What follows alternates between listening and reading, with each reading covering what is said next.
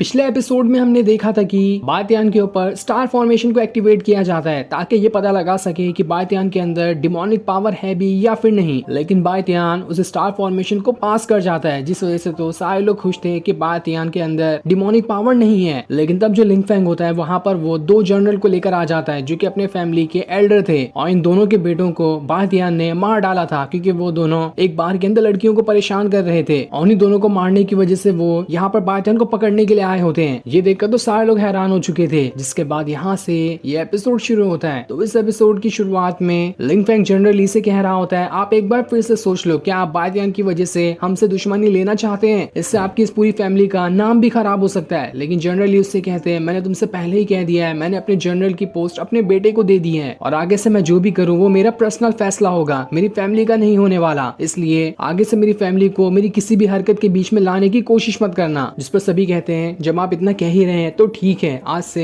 इस martial art world के अंदर आप और मैं काफी बड़े दुश्मन बन चुके हैं। लेकिन तब दोनों वो एल्डर जो होते हैं जनरल ली से कहते हैं, जब आप इतना ही अपने डिसाइपल को बचाना चाहते हैं तो ठीक है, हम यहाँ पर एक कंपटीशन रखते हैं जो कि 3 राउंड का होगा, और ये कंपटीशन लाइफ और डेथ का होगा। अगर बायतियान तीनों राउंड को जीत जाता है तो हम उसे छोड़ देंगे, हमारी जितनी भी दुश्मनी होगी वो सब की सब खत्म हो जाएगी। लेकिन अगर हम जीत जाते हैं तो बायतियान को तो वैसे भी मरना होगा उस कंपटीशन के अंदर, क्योंकि इस कंपटीशन में हारने वाले को मरना ही पड़ेगा। जो सुनकर बायतियान कहता है, क्या सिर्फ कंपटीशन लड़ना है? ठीक है, मैं इसके लिए तैयार हूँ, मैं भी तुम लोगों को तुम्हारी औकात दिखा देता हूँ। लेकिन शाओतियान वाला इंसान बायतियान से कहता है, ज्यादा जोश में आने की जरूरत नहीं है, तुम नहीं जानते कि ये कंपटीशन कितना ज्यादा खतरनाक होने वाला है। इस कंपटीशन के अंदर कोई भी रूल नहीं होंगे, बस एक दूसरे को जान से ही मारना है, जिस भी मूव का चाहो तुम इस्तेमाल कर सकते हो। मुझे नहीं लगता कि ये कंपटीशन इतना आसान होने वाला है तुम्हारे लिए, और ये कंपटीशन हीवन के रूल के हिसाब से चलता है। अगर कोई भी इस कंपटीशन को जीत जाए तो वो मानो दोबारा से रिबॉर्न होगा बिना अपने सारे क्राइम को हटाए हुए, और अगर कोई कंपटीशन जीत जाए तो उसके हिसाब से उसने दोबारा से रिबॉर्न किया है खुद को एक नॉर्मल इंसान की तरह, जिसके पीछे उसके कोई भी क्राइम अब बाकी नहीं है। और कंपटीशन को जीतते साथ ही तुम्हारे सारे के सारे क्राइम खत्म हो जाएंगे। लेकिन बायतियान को तो इससे कोई फर्क ही नहीं पड़ रहा था, इसलिए वो इस कंपटीशन को लड़ने के लिए तैयार हो जाता है। लेकिन तब जनरली आगे आते हुए कहते हैं, अगर ये कंपटीशन ही लड़ना है तो ठीक है, इस कंपटीशन का सबसे पहला राउंड मैं लड़ना चाहता हूँ, और मैं तुम दोनों एल्डर से लड़ूंगा, क्योंकि मैं नहीं चाहता कि तुम दोनों मेरे डिसाइपल को यहाँ पर बुली करो। इसलिए अगर तुम्हारे अंदर जिगरा है तो आओ और मुझसे फाइट करके दिखाओ। अगर तुमने मुझे हरा दिया तो उसके बाद तुम आराम से बायतियान के साथ फाइट कर लेना, मैं तुम्हें नहीं रोकने वाला। तब ये सुनकर वो दोनों एल्डर कहते हैं, जब आप इतना ही कह रहे हैं तो ठीक है, हम दोनों भी आपसे फाइट करने के लिए तैयार हैं। आज जो बैटल एरिना के अंदर हम दिखा देंगे कि हम दोनों क्या कर सकते हैं। जिसके बाद ये तय हो जाता है कि ये कंपटीशन लड़ा जाएगा जो कि 3 राउंड का होने वाला है। लिंगफेंग सभी को सारी चीजों के रूल बता देता है कि किसको कैसे फाइट करनी है, और सबसे पहला राउंड जो होगा वो जनरल ली का इन दोनों एल्डर के साथ ही होगा। इसलिए अब जैसे ही कल की सुबह होती है, सारे के सारे लोग बैटल एरिना के अंदर आ जाते हैं ताकि यहाँ पर उस कंपटीशन को लड़ा जा सके। और फिर थोड़ी देर बाद वहाँ पर बायतियान, जनरल ली और शाओतियान वाला वो आदमी आ जाता है, क्योंकि उस तरफ से 3 ही लोग थे और इस तरफ काफी सारे लोग होते हैं। जहाँ कंपटीशन लड़ने से पहले जनरली बायतियान को समझा देते हैं कि चाहे कुछ भी हो जाए तुम्हें इस कंपटीशन के अंदर टांग नहीं अड़ानी है, मैं खुद ही जाकर अकेले इनसे फाइट करूंगा, और जब तक मैं हार ना जाऊं तब तक तुम्हें बीच में आने की कोई जरूरत नहीं होगी। तब लिंगफेंग उन दोनों एल्डर को किसी तरह की गोली दे देता है, जिस वजह से उनकी पावर काफी सारी बढ़ जाएगी, और जितनी भी उनके पास पावर थी अब उनके पास उनसे 10 गुना ज्यादा आ गई होती है, जिस वजह से उनका गुस्सा भी साथ में आसमान पे चला जाता है। और अब वो वहाँ पर अपनी पावर को एक्टिवेट करते हुए जनरल ली के सामने आकर खड़े हो जाते हैं, और उनके अंदर से पॉइजनस गैस बाहर निकल रही थी। लेकिन जनरल ली भी अपनी पावर का इस्तेमाल करते हुए उन सभी के सारे अटैक को रोकने की कोशिश कर रहे होते हैं। लेकिन दोनों एल्डर तो सुनने का नाम ही नहीं ले रहे थे। उनमें से एक एल्डर वहाँ पर एक पॉइजनस स्नेक को समन कर लेता है, जो कि काफी ज्यादा भयंकर दिखाई दे रहा था, और वो पूरे बैटल एरिना के अंदर पॉइजन फैला देता है। लेकिन तब भी जनरल ली इस अटैक से भी बच जाते हैं, और उस पॉइजन से बाहर आकर उन दोनों एल्डर को मारकर वहां से दूर फेंक देते हैं। लेकिन पॉइजन की वजह से उनकी थोड़ी थोड़ी वहां पर हालत खराब हो रही थी। वो जैसे ही वहां पर अपने स्पिरिचुअल बॉडी को समन करने वाले होते हैं, एक स्नेक उनका वहां पर पैर ही पकड़ लेता है, जिस वजह से दूसरा एल्डर उनके ऊपर अटैक कर देता है, और जनरली वहां से बहुत दूर जाकर गिर जाते हैं। दूसरी तरफ हम बायतियान के फादर और उसके ग्रैंडपा को देखते हैं, जो दोनों आपस में बातें कर रहे होते हैं कि क्या जनरली बायतियान को बचा पाएंगे। जिस पर ग्रैंडपा कहते हैं, मुझे पूरी उम्मीद है कि जब तक जनरल ली के अंदर उसकी आखिरी सांसें बची हैं वो बायतियान को बचाने की कोशिश करेगा, और अगर जनरल ली मारा गया तब बायतियान के ऊपर खतरा आ सकता है। उससे पहले दुनिया की कोई ताकत बायतियान का एक बाल तक बांका नहीं कर सकती। तभी वहाँ पर एक कौवा आता है जो कि एक लेटर लेकर आया था, और इस लेटर को जनरल ली ने ही बायतियान के ग्रैंडपा को भेजा होता है। तब उस लेटर को पढ़कर ग्रैंडपा की हालत खराब हो जाती है, उन्हें काफी ज्यादा गुस्सा आने लगता है, क्योंकि जनरल ली ने वहाँ के सारे कंपटीशन के बारे में उन्हें बता दिया था। इसलिए वो जल्दी से उस कंपटीशन में जाने के लिए निकल जाते हैं ताकि जनरल ली के साथ साथ बायतियान को भी वहाँ पर बचा सके। इधर पॉइजन के अटैक की वजह से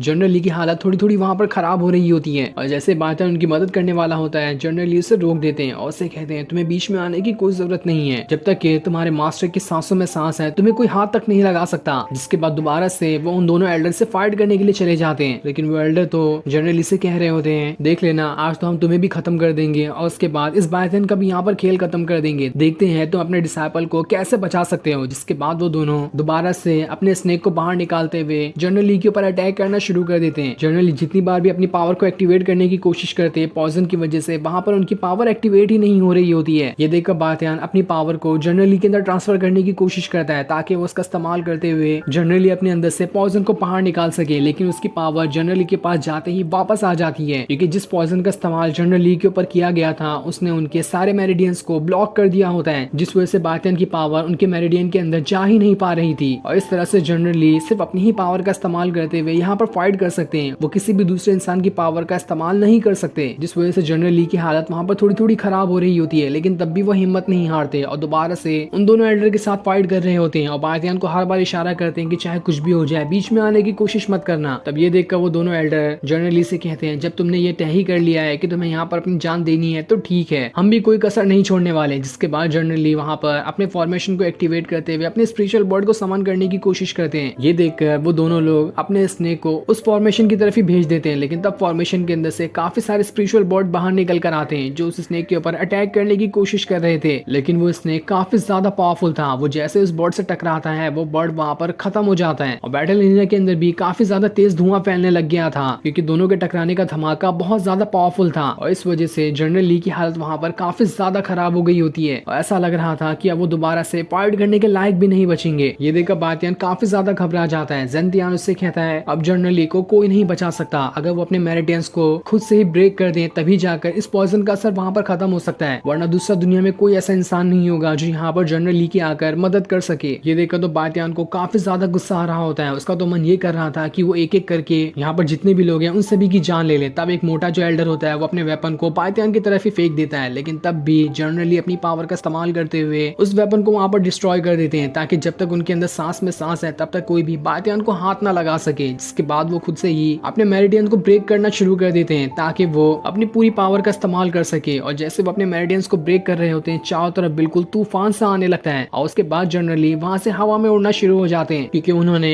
अपने मेरिडियन को ब्रेक करते हुए हीवन की पावर का इस्तेमाल करना शुरू कर दिया था, जिस वजह से अब उनके पास बहुत ही भयंकर और पावरफुल फॉर्मेशन वाला स्पिरिचुअल बर्ड आ गया होता है। और जैसे ही वो अपना यहाँ पर फैलाता है पूरे बैटल एरिना के अंदर तूफान सा मच गया था। ये देखकर तो जेंतियान भी काफी खुश होता है कि जैसा मैंने कहा था जनरल ली ने वैसा ही किया, उन्होंने खुद से ही अपने मेरिडियंस को ब्रेक कर लिया, जिसके बाद उन्होंने अपने हीवन की पावर का इस्तेमाल किया है, जिस वजह से यहाँ पर वो खुद को बचा पाए हैं। इसके बाद जनरल ली जैसे इस बार अपने बर्ड को उन दोनों एल्डर की तरफ भेजते हैं, वहां पर बहुत जोर का धमाका होता है और वो दोनों एल्डर वहां से काफी दूर जाकर गिर जाते हैं जहां उनकी हालत अब काफी ज्यादा खराब हो चुकी थी। लेकिन अब वो उस गोली की मदद से जिसे लिंग फेंग ने दिया था उस वजह से ज़ॉम्बी की तरह बन जाते हैं और ज़ॉम्बी बनकर जनरल ली के पास आकर उनके ऊपर अटैक करना शुरू कर देते हैं, जिनमें से एक तो काफी भयंकर वाला पॉइजन जनरल ली के अंदर डाल देता है। लेकिन तब भी जनरल ली दोनों को वहां से उठाकर दूर फेंकने में कामयाब हो जाते हैं। लेकिन अब उनकी हालत यहाँ पर बहुत ज्यादा खराब हो चुकी थी, पर उन्होंने इस राउंड को तो जीत ही लिया होता है। ये देखकर लिंग फेंग कहता है पहला राउंड जनरल ली ने जीत लिया है और दूसरा राउंड कुछ देर में ही शुरू कर दिया जाएगा। तब बायतान जनरल ली से कहता है अब आपको कुछ भी करने की जरूरत नहीं है, आप जाकर आराम कीजिए, मैं दोनों राउंड खुद की हिम्मत में ही जीतने की कोशिश करूंगा। जिसके बाद वो लिंग फेंग के पास आकर कहता है मैं अगले राउंड में तुम्हें अपना कॉम्पिटिटर चुनना चाहता हूँ, मैं तुमसे फाइट करना पसंद करूंगा। लेकिन लिंग फेंग कहता है ऐसा नहीं हो सकता, चाहता तो मैं खुद भी हूँ लेकिन अभी मैं तुमसे फाइट नहीं करूंगा, इसलिए मैं यहाँ पर अपनी डिसाइपल को लाना चाहता हूँ जो तुमसे फाइट करेगी। जिसके बाद वो वहाँ पर अपनी डिसाइपल को ले आता है जो कि अगले राउंड में बायतान के साथ फाइट करने वाली है और ये वही होती है जिसने बायतान की एक बार मदद की थी। ये देखकर तो बायतान भी हैरान रह जाता है, लेकिन तब भी वो एक कंपटीशन लड़ने के लिए तैयार था। और फिर ये सीन दिखाते ही ये एपिसोड यहीं पर एंड हो जाता है। Thanks for watching.